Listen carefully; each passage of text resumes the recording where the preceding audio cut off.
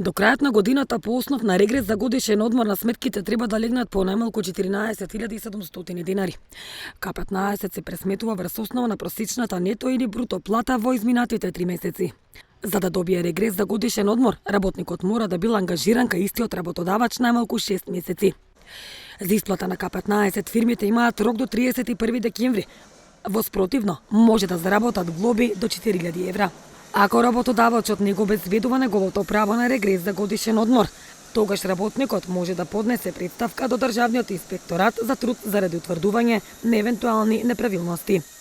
Според Законот за работни односи, работникот може паричните побарувања од работен однос да ги остварува непосредно пред надлежен суд. Законската обврска за исплата на регрес за одмор беше укината во 2005-та и по 9 години со последните измени на општиот колективен договор за приватниот сектор повторно се воведе во 2014 година. Работникот има право на надомест на трошоците поврзани со работа, утврдени со закон и колективен договор и тоа. Регрес за годишен одмор во висина од најмалку 40% од основицата, под услов работникот да работел најмалку 6 месеци во календарската година кај ист работодавач. Со колективен договор на ниво на дејност или колективен договор на ниво на работодавач може да се утврди регрес за годишен одмор во поголем износ од износот утврден со овој колективен договор. Стои во општиот колективен договор.